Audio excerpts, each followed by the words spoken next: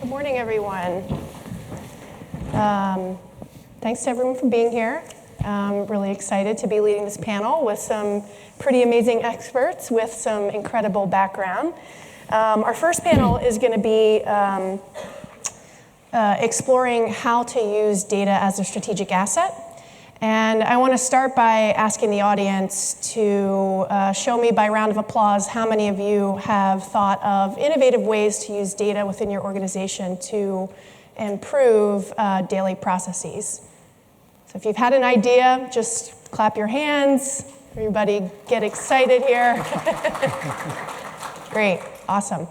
Now, I want you to think about the times that you wanted to use that data in a different way. And if you experienced any challenges in doing that, and if it was harder than you thought, then I want you to boo. So everybody can boo. Boo, boo. Anyway, nothing better to get the panelists' jitters out than to show them the two options for how the outcome of the panel can go. So what I think that we should be exploring here as we get started is that it's really hard to leverage data as a strategic asset. Once you dig in, it's hard for organizations to clean up their own house. But from the very beginning, organizations really need to be thinking about how they're going to be sharing data from the moment that they start. So what I want to do is talk a little bit about data standards and quality and curation and what are the best practices for that. I'd love to touch on a little bit of data ethics and ownership and the concept of digital identities and what does that mean for federal organizations where data is owned by the people. And I'd like to touch on advanced technologies and how those are being employed both in data science and on the data itself. So let's get started. I'm going to introduce our panelists. To my right, I have Dr. Carrie Bomarito. She is the Director of Data Science at Mercy Health. Carrie has a PhD in public health studies and epidemiology, and she has a master's degree in public health. She leads a team of highly skilled data scientists at Mercy, a health system based in St. Louis, that are solving some of the most complex data challenges in healthcare today. I'm excited Carrie's here. She's representing private sector on our panel. Second, we have Blake Howitt. Blake is our Senior Director of Platform and Technologies at SAP. He works within our Center of Excellence. Blake has a tremendous background across the entire go-to-market spectrum, including consulting, implementation, sales, and product development. He's also got a breadth of experience in terms of industries. He's done work with companies as small as startups to large enterprise, in everything from consumer banking to logistics, manufacturing to healthcare, energy to state and local government. Next, we have Jim Brinker, who's the President and General Manager of Intel Federal Corporation. Jim comes to Intel Federal with a deep level of government experience. He's been working with Intel Federal and driving worldwide exascale relationships in the Extreme Computing Organization. Jim's also done some work with Silicon Graphics International, spent some time in the Valley, so it'll be nice to get your perspective on how work in the Valley applies to federal government. And last but not least, we have Rajesh Sripada, who is the Director of Data Management and Analytics at Arotech. Rajesh brings 20 years as an IT veteran to strategic solutions for advancing capabilities in intelligence. He's done a lot of work with the Food and Drug Administration, so while he does not represent FDA, he can give us some insights into some of the strategic initiatives that are happening at the FDA around analytics and data. So thank you all for being here. Love to get started with some questions. I'm going to start with Carrie. Tell us a little bit about Mercy in St. Louis and its history of decision-making in using data as a strategic asset. Sure. So around 2008 is when Mercy first implemented our electronic medical record.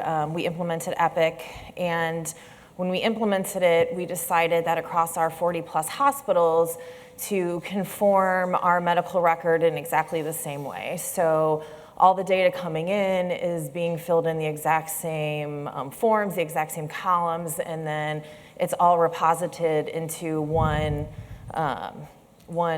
data repository. So our data system is conformed. It's easy to run analytics on. There isn't too much around having to worry about one healthcare location in one state entering in data different than another. We then decided to make sure that as moving forward, we were capturing our equipment, our devices being used on our patients at the point of use. We implemented a scanning method in our OR, in our cath labs, in our EP labs, so that way we could track the UDI and that we could better make use of looking at patient outcomes. We just developed a comprehensive analytics strategy based on developing all of that, and use SAP HANA to really develop out our descriptive analytics and our dashboards. And so we were able to bring data to our providers, to our leadership, to the business owners, who are then able to explore the data themselves to really drive sort of our data-driven treatments. I'm trying to think. No, that's perfect. Yeah. And just in terms of giving some brackets around what they're doing, Mercy is a large enterprise of 45 hospitals, 45,000 employees across 7 states. So there's a lot of data. It's impressive that you guys are on a single instance of their electronic medical record, which is their core technology in healthcare. So we're talking about a lot of data, and to make those decisions. Makes it easier for my team. So we just are able to bring the data straight into our analytic tools and don't have to worry about grabbing data from one hospital and another and trying to integrate that all together. It's already integrated at the point of use. That's fantastic. Blake, since you're representing SAP on our panel, I'd love to hear your perspective on how SAP thinks about data. Sure. Yeah. I'll just make a comment here. What Carrie just explained to you is something you heard Raj speak about in the segment just before this. Mercy's on a path toward being truly a data-driven organization. What does that really mean? It means the data is in the hands of the people that actually have to make decisions on it. It's not a managed fiefdom of data. It's not. It's a much more federated, I guess, is what I'd put it, culture around what are we doing with our data? Why is that important? How does that data support our strategy, the outcomes we want to support? Obviously, our perspective is that data is your most valuable asset, and I think that applies in a lot of different places, right? I mean, if I walk, the federal government across to financial services, I would say that scale tips even more heavily toward data. The utilities business, healthcare is no different. The mountain of data that we've been collecting over what's called the industrial era of computing is an asset that we're not leveraging very successfully. I think if we look at each other across the room, I could see a lot of these that no, we're not using the data that we have as effectively as we could be, nor are we getting the benefit of that data as swiftly or as efficiently as we could be. Our perspective is it's perhaps our greatest untapped asset. It's certainly the most valuable asset we sit on, and that I would say SAP could raise our hand and say we got the same issue you have. The data that we sit on has been compiled over years and years and years. How are we best mobilizing that data to support our business strategies and the outcomes we're trying to chase? I like that, Blake. And one of the things that I've been thinking about a lot is in terms of SAP's vision for data and how some of these great organizations are using it, is that the future of data as a strategic asset is really interesting. I mean, will someday data be classified as an asset on the balance sheet? Right. Will it be traded, the way that commodities are? So, it's pretty fun to think about, all of the transactions that have been collected, at Mercy for decades and at SAP, transaction system. How can we turn that into something useful? Something I was just involved in this kind of a boring conversation a couple of days ago, as a matter of fact, but it's extremely timely based on this topic. Based upon changes in GAAP accounting and analysis and how we actually value an enterprise in terms of its assets and its bankroll, et cetera. Just quick show of hands, who here would say, I'll put it this way, between United Airlines and LinkedIn, which organization has a higher value based upon the total value of the assets that they sit on? Which of those two companies? So raise your hands if you think United Airlines is the richer of the two entities. In fact, it's a loaded question. I just kind of led you down a path here, but in fact, based upon the way the industry is moving in terms of the value of an asset, LinkedIn is actually 5 times as wealthy on balance sheet and assets as United Airlines by evolving standards. So that's how important that mountain of data that I spoke of earlier is becoming in terms of the valuation of assets. And that, again, I would say cascades across all different segments of industry, not just manufacturing, but I would say probably into the federal space as well. That's a perfect point, and Brian Roach highlighted that in his open remarks, that data is maybe now considered more valuable than oil, which is interesting. I want to turn to Jim and ask you, so we've talked a little bit about what private sector is doing, but I'd love to hear Intel's perspective on how federal government is trending towards using their data as a strategic asset. Christine, thanks for having us here, by the way. I think the partnership between Intel and SAP has been long, and we're honored to be part of this. You'd asked me to represent federal, and when you look at the value of the asset with federal, you really need to start with the mission and where federal is going. And whether it's curing cancer or weather prediction or developing a new alloy for a hypersonic jet, all of these things are taking massive amounts of data, massive amounts of compute, massive amounts of analytics to actually pull that off.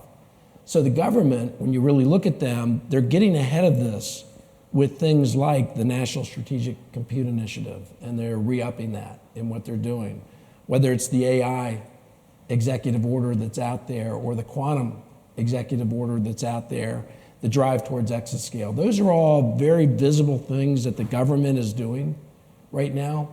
What Intel is doing is trying to work within that framework, look 4 or 5 years out, and then how do we enable our partners as well as ourselves to meet those needs?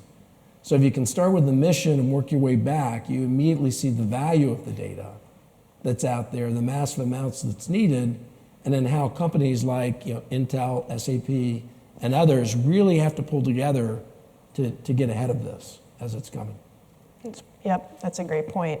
And I think, everyone is starting to see that data has this tremendous potential, but to extract it and to use the oil analogy, how to mine that data, I think I'd love to ask Rajesh your opinion. You've done a lot of work with the FDA, but also in your career around data quality assurance and best practices in that category. I'd love to hear your opinion on how to organize data so that it's not just mounds and mounds of data, but it's something that can be mined. Sure. Again, I resonate, James.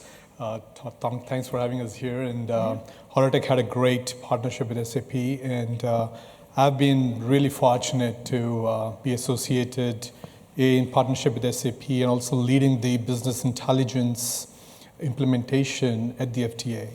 I think next month, this time, I would be about 13 years in FDA working in their business intelligence arena. So that kind of gave me a unique perspective to really see how business intelligence has evolved within FDA. And I heard in the keynote speaker earlier talking about reports moving to analytics. I can remember 10 years ago, static reports would get by. People were very happy just by looking at tabular static reports. But today, the requirements, the needs have evolved so much that the need of the day is more about visualization, touch and feel, more interactive kind of reports. So I look at it as twofold, data quality assurance. Like, one is from the IT side. What are your challenges working with federal agencies? So I had the unique opportunity for my company working with different federal agencies. I mean, though I'm focused on FDA, we've been with CFPB, FTC, DOD, and the kind of IT-related issues are, I would say, kind of agnostic across, pretty similar in understanding business requirements. I understand that at the end of the day, your decisions are as good as the data that you have, and the kind of data that you want to bring in front of the decision makers, again, falls back, if you want to start at the root level, in understanding what the business really needs. So your proximity to the business, understanding how the government operates, how important the data is. So that again leads down to, so you have good requirements, solid business understanding, then your results are very consistent. That's one side of the spectrum, and if you don't, then the results are very inconsistent. And again, the technology-wise, keeping your IT costs low, especially when you're working with the government. From a consultant perspective, it's like, how good are you in terms of knowledge and skills, the technology that's available outside, and again, your understanding of the needs and mapping the technology with those needs. Especially the FDA, I can talk about, like today, 2 years ago, talking about cloud was a no-no. I mean, today there's a conversation about people within the government are going for cloud training, understanding how that works, the benefits of that. And at Aurotech, our goal is at least to get the data that's needed for decision making closer to the applications, closer to the users. So you're working towards building data lakes, the proper data marts that have the good data. Kind of, think about like an analytics platform where you have a front end that's more closer to the user to be more platform agnostic, whatever the tools that they have. Because especially the government and FDA, I've seen many IT tools, whether it's any kind of analytic tool out there. But at the back end, the importance is about how do you integrate data? Because the data that we talk about is not just siloed in one place. It's spread out. It's in multiple, databases. How do you get all of it together in a unified place so that the users can retrieve the data that they need in order to make their analysis? That's great. I really like what you said about consistency, because as we think about if there is a value for data, a dollar per bit or per byte or element of data, we know that if there isn't consistency and trust, then the value is zero, right, immediately. So I think that's a great point. Carrie, I'd like to turn back to you. When I think about the decisions that Mercy made early on to standardize and collect data, I think that leadership decisions like that are really critical for creating these assets that can be leveraged. So tell me a little bit about Mercy's early decisions, and then what are some of the unique possibilities that have arisen after making those decisions without knowing what the future would be? Sure. So Mercy's executive leadership, most of them actually came from a supply chain background, including my VP. And so, they're very data hungry. They're used to using data to make decisions. And so, with healthcare going from a paper-based system to, an electronic-based medical records system, they were ready to really jump right in and have that data presented to them and to be able to use it to make decisions. And so that kind of really got into, where we are evolving even outside of the dashboard usage is medical device surveillance. And we're really sort of branching out into using our data to drive, this real world data and real world evidence platform. And so, we're working with companies like Johnson & Johnson and Medtronic now to, really sort of look at our, patients, the devices that are being used on them, and how can we choose, the right device at the right time for the right patient. So, I mean, this space is really interesting, and it's where kind of the FDA and private sector are starting to collaborate. But this move that you talk about from paper-based healthcare to electronic medical records has opened up a possibility that didn't exist before around using actual real-world evidence to make clinical decisions and organizational decisions, and this is a really exciting space. Yeah, I mean, I came, prior to joining Mercy, I came from a medical school where I did research, and to have, I went from having to be in a claims-based research or, collecting it straight from the patient sort of on a smaller scale to on this large scale having access to patients' data, not only in the inpatient space, but outpatient space. I mean, Mercy's EMR is really across the treatment of care. And so not only do we have it in our inpatient hospitals, we have it in the outpatient, doctors' offices, home health, our virtual care, everything. And so it's really opened up, like you said, a world of possibilities. Yeah, it's fantastic. Blake, I'd like to go back to you and ask a little bit about what SAP is seeing in its customer base. How are customers using data differently today than they were, if we're comparing to Mercy, there's the paper-based versus now the structured data. How are you seeing across industries? One of the things that I would say is definitely a trend, and some of it is stimulated by just a lot of very high-minded conversation in the early stages. But one of the things that our customers are really doing right now is digging in and figuring out who they want to be. And Mercy's no different in that regard. What is it that we want to do, and how do we want to take advantage of this great asset that we sit on? Whether it's the acquisition of a new hospital, how do I integrate all that data in a common platform so that it's easy to get out, and what am I going to do with it? What is it? What's the outcome that I'm trying to drive at? I'm reminded of a big Class 1, Tier 1 utility that we work with, monolithic organization built on a number of acquisitions and consolidations. You're not talking about Intel, are you? I am not. Just want to make sure. But they had to really do some soul searching to figure out we've got this tremendous asset. We don't really know what it's worth yet. It's just there. We know it's very valuable. Putting a dollar value on it isn't part of the exercise. But what is it that we want to do to capitalize on that wealth that we sit on? Getting to the outcomes that are part of our corporate strategy or our agency strategy in your case. And then from there, dropping our discussion from what's the outcome we're trying to accomplish, we're trying to achieve, what are the processes that support that outcome, and then what are the data strategy and data management implications that fall out of those processes, because those two are inextricably linked.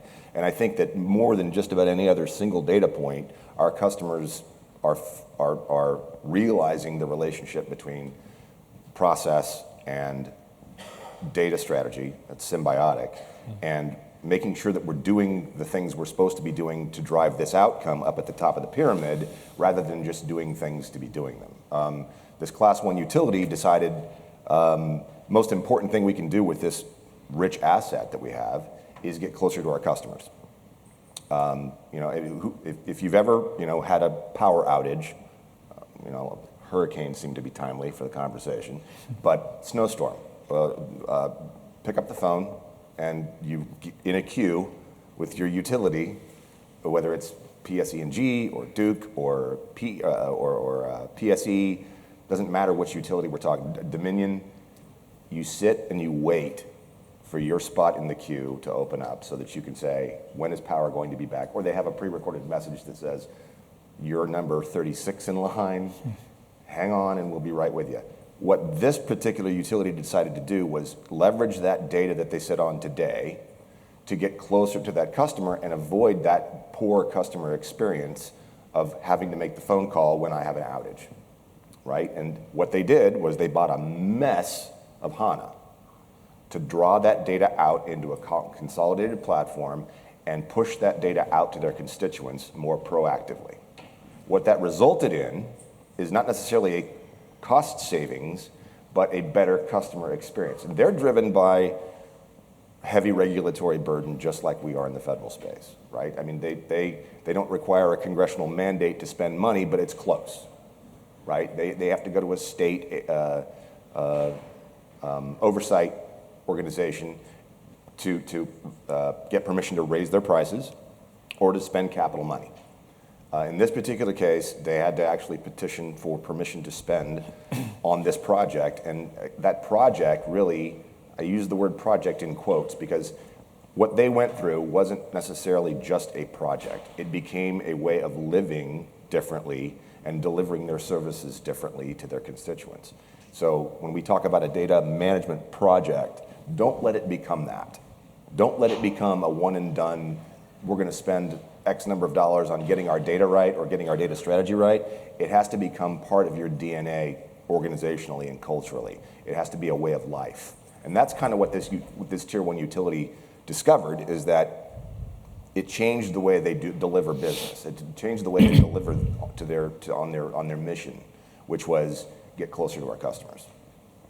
That's perfect. And I like what you said about the symbiotic relationship. I mean, I think as technology advances, it opens up a lot of possibilities. No company maybe could be better to speak about that than Intel. The processor changes what companies are able to do, and then the processes need to follow suit.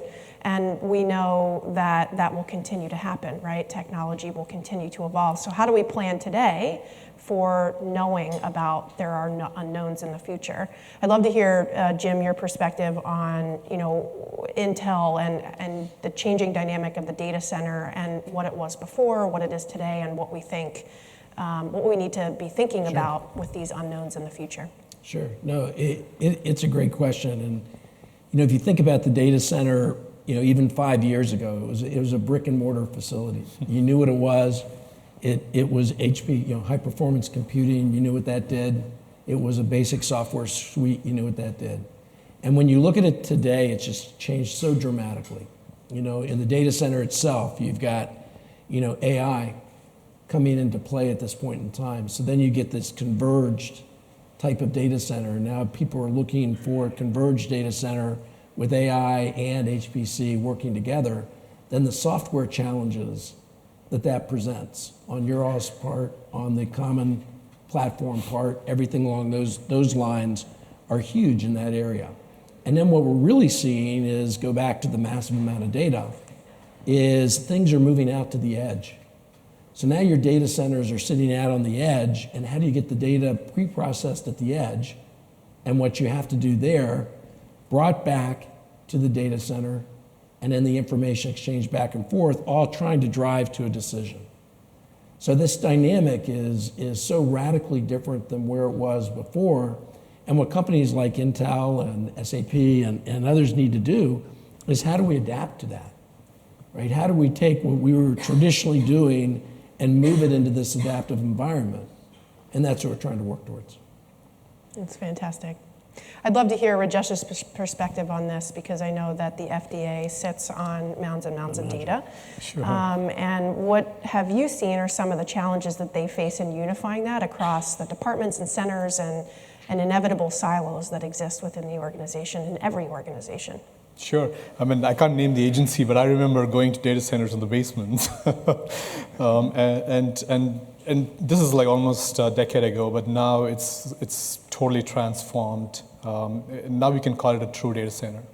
And especially at the FDA, I mean, you said it right, it's so siloed. I mean, you have these different centers, Center for Tobacco, Center for Drugs, Center for Radiological Health, veterinary medicine, talk about 10 different centers, and they have their own data.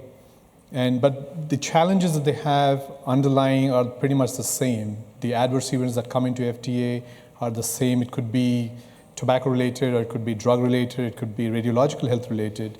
But you can imagine the amount of challenge that you have when you're dealing at the enterprise level, which is what we have, the business intelligence at the enterprise level. and you're working on a siloed, decentralized system. And when you're trying to manage an enterprise system and have everybody hit your same data centers, same servers, but still have the permissions, the access control that goes into it. And interesting story I'll share with you without naming the offices, but one of the challenges we've seen is how do we get all this data that's in multiple databases into a unified place? And when we meet with stakeholders, the first thing we hear is, how can you help us save the data integrity issues? Now, there's data in Oracle database somewhere, and instead of folks reporting out of that, they would copy the data into an Access database that's probably under the table and report out of that. So what data you have in Oracle, how is that replicated into Access? And so there's a lot of data integrity issues. So when we meet with stakeholders at the management level, the first thing they say is, how can we unify the data and just eradicate all those additional copies of data? So our first point, and again, thankfully for HANA, which really resolved the issue for FDA. I mean, 2.5 years ago, the common thing that we've heard is performance, obviously across the board in all these centers. Issues with performance, because especially with congressional mandate, when they have to run reports about 10 years, 20 years worth at the end of the quarter, end of the year, suddenly the systems choke because they're not, when you report against a transactional database, they're not meant for reporting. So, and that's when you have these kind of issues. So performance was one. And then people came in and said, we want less dependency on IT. So we want self-service, the things that we can do ourselves. So our main thing was we worked with SAP together, we looked at these issues, and HANA was the big winner.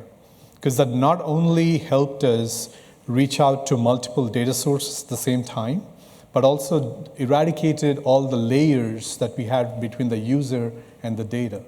So when you had a transactional database, imagine you have a data warehouse, you have indexing on top of it, so you have application layer, multiple layers, which added to the lag in getting the data from your back end to the front end.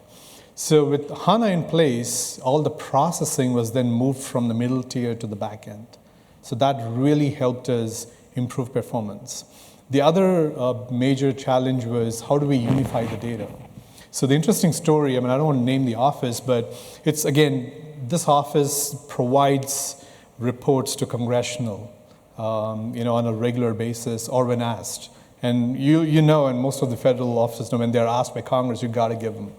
So this office has to collect data from different centers and integrate the data and send it to the Congress. So when we met with the business director, and he talked about it takes them generally about 2 to 3 days to collect the data, leave alone meeting the SLAs of the Congress. Because they have to go to these individual centers. Some of them have readily available, some have not. So then we said, okay, here's the challenge, here's how a solution. And then the first thing that goes, we don't have a budget for it. So that's the first thing you hear, we don't have a budget, we don't have no money. So we went in and we said, okay, give us your challenge, let's create a use case, let's create a pilot using the technology stack that we have, and let's come up with a solution and see how that works out. So we took this use case, we went back, we used HANA to connect to these data sources and bring the information, let the system do what manually people used to do, to go and collect the data. So instead, HANA would go into these source databases, bring the data in, and the policy management staff, all they have to do is hit the button to run the report, and the HANA goes in, brings the data. So eventually, end result, the use case, when you really look at it, the days translated to hours, if not minutes. Because now your system is going to the source databases and bringing the data together. So when we went and presented this to the director, and when days translated into minutes, believe me, they found the budget for it to take the pilot into production. So that's the power of technology that's available today, that if used right, it could do volumes in not only helping in improving efficiency, but reducing manual work and basically promoting automation. Like we heard about mundane work that's shifted left from manually people doing the work, let the system handle it. And the FDA has really benefited in the last year and a half with what we were able to accomplish with what HANA is able to do. That's fantastic. One of the things that I've thought about recently, I worked with an organization, a CIO, who talked about all of the copies of data that exist on people's hard drives in Excel, and often. And he coined them savage databases, which I loved. They're savage, they're rogue, because you don't know what's in there. So, okay, so we're coming up on time soon. I think I want to do a speed round. So I'll go back to Carrie. I want to talk a little bit about this concept of data ownership, data privacy. It's important when we think about the types of data that we've collected. A lot of it has personal information. It really does belong to the people in a lot of ways. And so no better place to talk about it than in healthcare, which I think has been a leading industry in trying to make sure that it's clearly stipulated that patients own their data. So I'd like for you to tell us a little bit about how Mercy's dealing with working with the data to make sure that it's secure and safe and protects the individuals. Sure. So there's obviously legal requirements with HIPAA that go into that. And then, we obviously try to limit access to data to those who need it for decision-making purposes.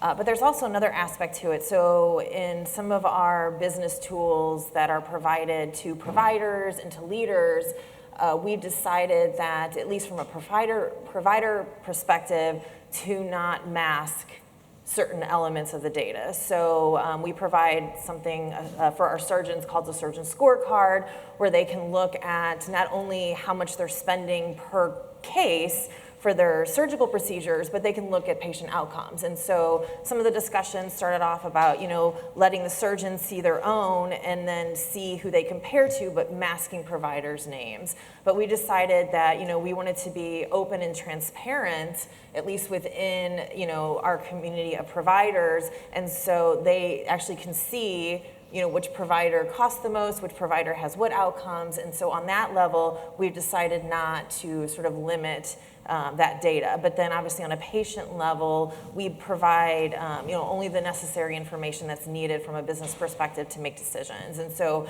there's really never any reason to provide the patient's name. We do provide an identifier, though, if the physician needed to go into a medical record and look something up. But that's on a limited basis. And then anything that we're doing with outside organizations, like I mentioned with Johnson & Johnson, we follow all of the HIPAA regulations and completely de-identify all of our data.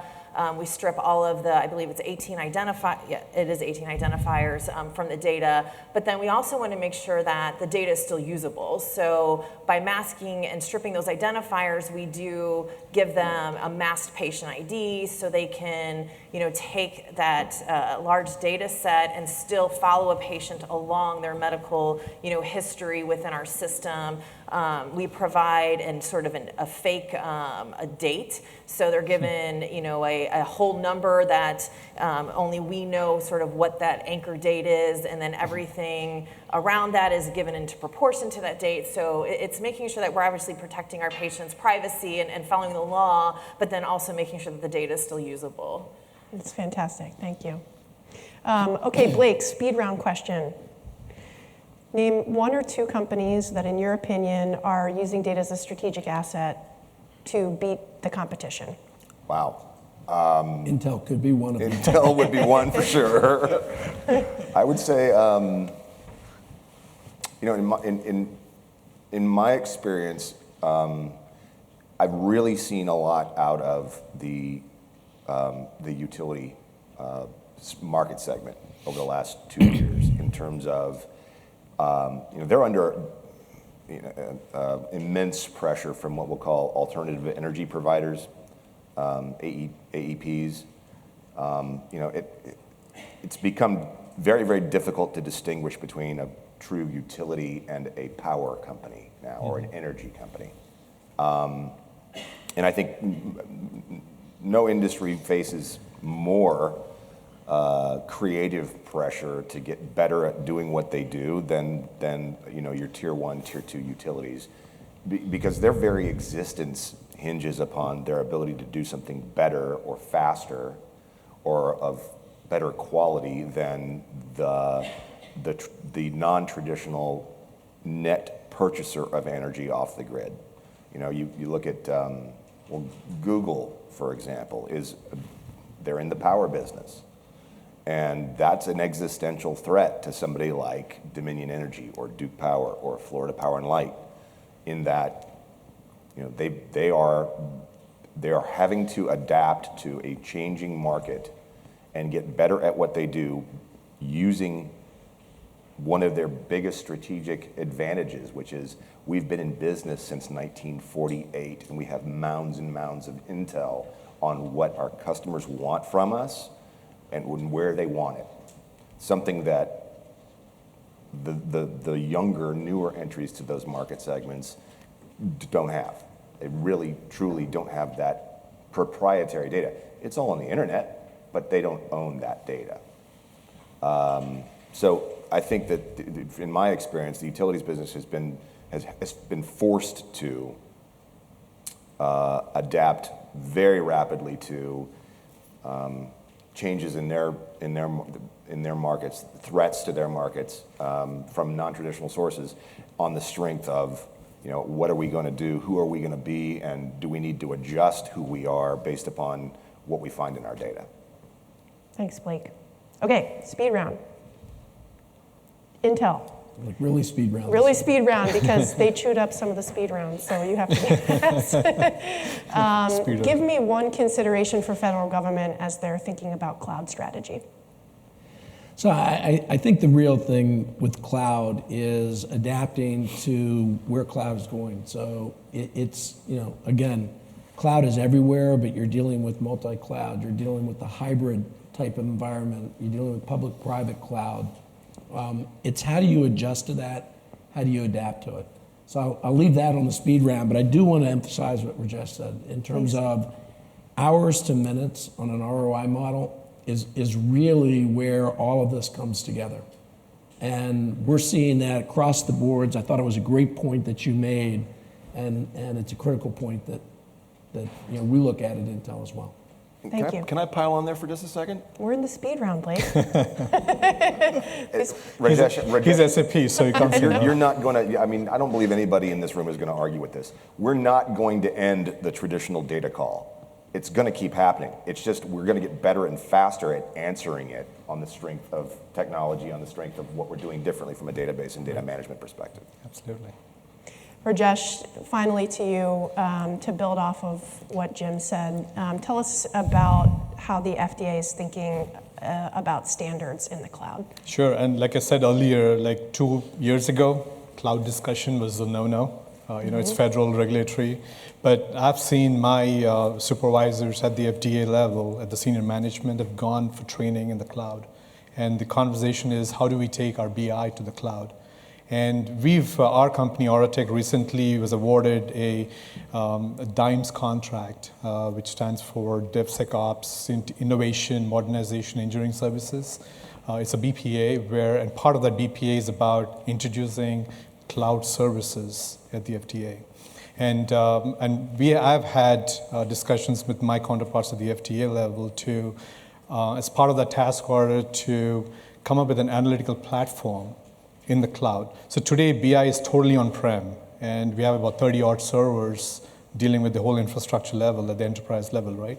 So we would like to, in a pilot, demonstrate how that would totally transform if it's on the cloud, in terms of costs, in terms of maintenance costs, in terms of scalability, ramp up, ramp down, in terms of governance, what would it do in a hybrid model, what would it do if applications and the data is on the cloud, and also, when you have 10 different centers using the application, now the question comes about chargeback model. So would IT pay for it, or would you go to each of the centers to pay for what they use? Now in the cloud, a lot more accountability in terms of who's using what. It has a chargeback model. So when you put it all together, So when you talk about maintenance costs, when you talk about ease of use, when you talk about scalability, it's a no-brainer to me in terms of, and I wouldn't be surprised in about a couple of years when we take what's on-prem completely and move it to the cloud. And that's where we're heading. Perfect, thank you. So that concludes this panel. I want to say thank you so much to our panelists. I'd love to have a round of applause for them.